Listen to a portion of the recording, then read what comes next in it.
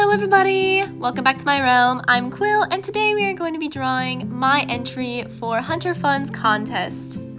The contest is based off of this mood board, which I absolutely love. I love the cat in the center, even though I didn't really get to include it in my design, but still.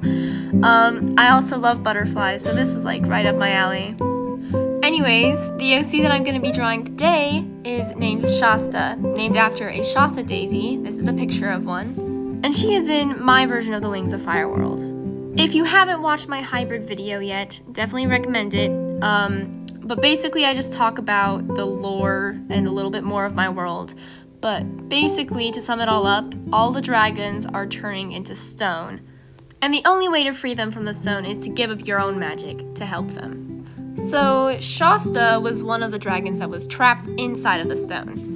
She was freed by my OC Flo, check out my hybrid video for her, and they kind of became besties after that. One thing that I'm still kind of developing about the dragons in the stone is whether or not they'll be able to remember their lives in the past. I'm kind of leaning towards that they won't. They just remember some very prominent memories. And Shasta, she doesn't remember anything about her previous life before she was trapped in the stone.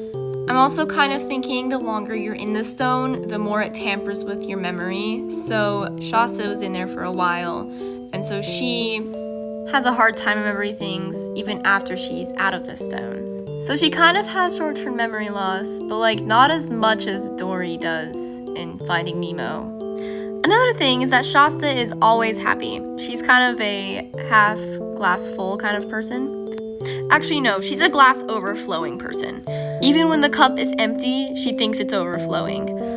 Part of this is because she has a hard time picking up on social cues since the stone messed with her brain. So even if somebody died, she'd still probably not be sad right away because she wouldn't really recognize that everybody around her is sad. She kind of lives in her own world, but brings that world to this world. Not this world, but the Wings of Fire world. To explain this, one common thing she says is, there's butterflies in the sky, so that's the reason to be happy.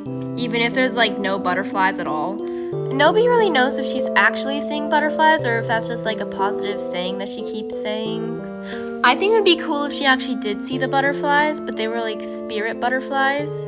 I'm not really sure why she would have this ability, but it's something cool that might happen. I don't know. Yeah, so that's basically all I got for her backstory, but let me talk about her design now. I based it off of this butterfly on the mood board. I was very inspired by the colors. I love the colors. I'm sorry I didn't mention this earlier, but she's a tribrid between an icewing, a silkwing, and a leafwing. Her mother was a silkwing leafwing, and her father was an icewing. So I thought that this color scheme was absolutely perfect. I didn't really include any of the greens in there, but I think they would be kind of more bluish greens anyways, so I just gave up.